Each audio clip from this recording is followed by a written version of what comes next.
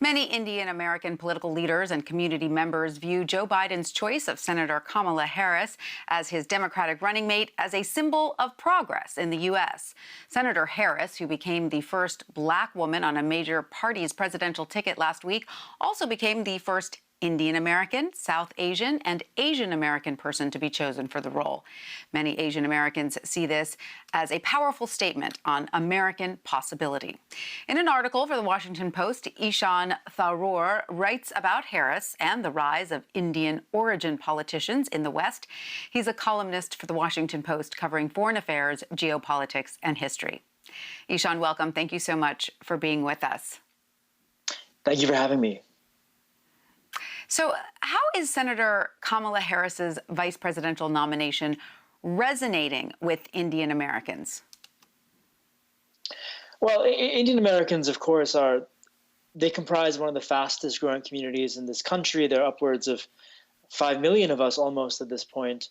And so it's resonating in different ways, but absolutely the fact that come January, you may see a vice president who is 50% Indian is a source of huge pride across the board and across the political spectrum.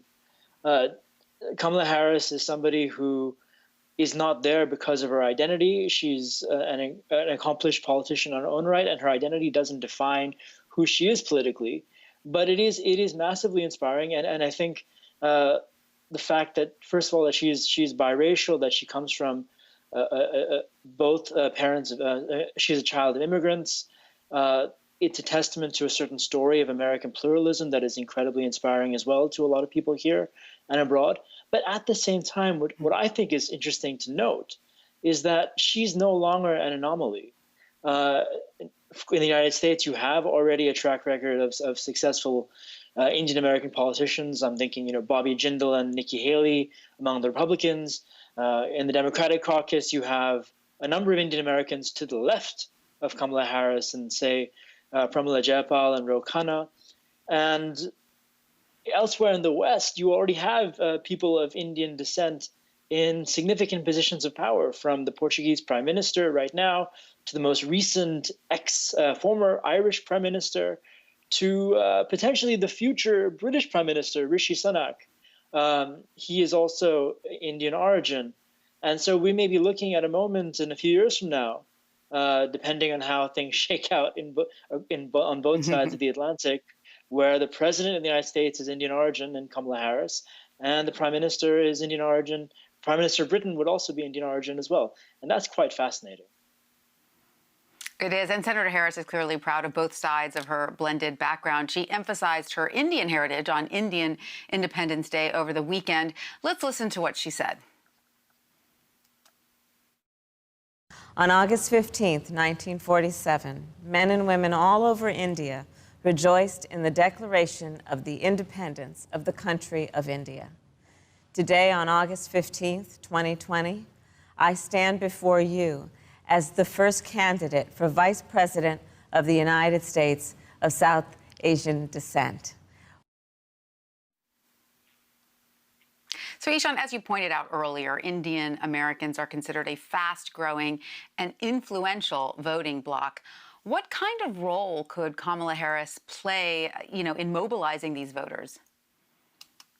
That's an interesting question, and we don't have clear polling data to show what kind of bump she's going to get from she's going to create in the Indian American vote.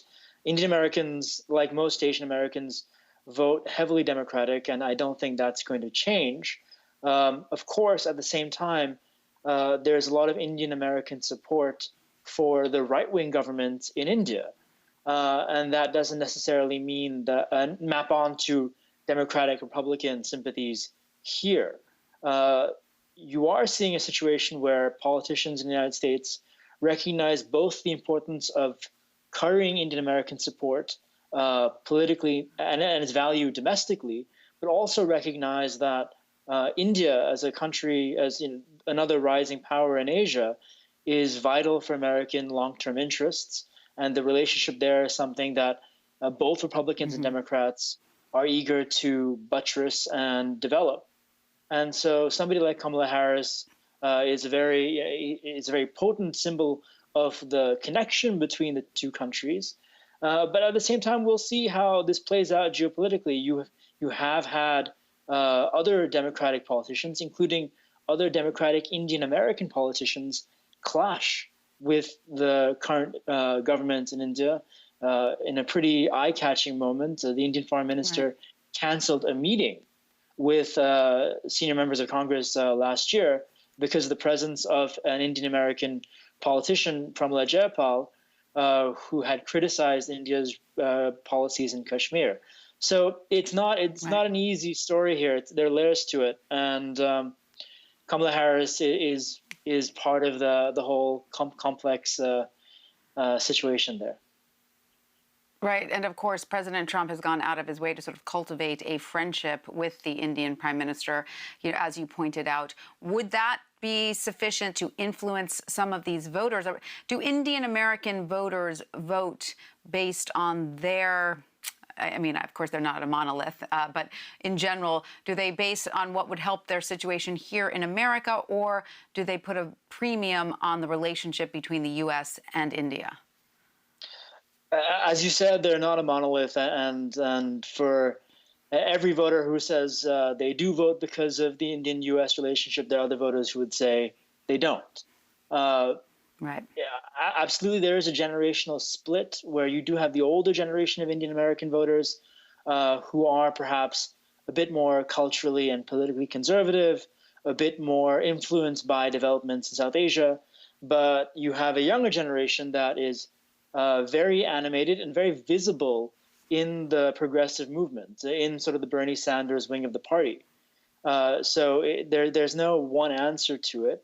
If you have Kamala Harris come emerge as the vice president, you will see a lot of Indian Americans further to her left, pushing her and probably criticizing her as things shake out.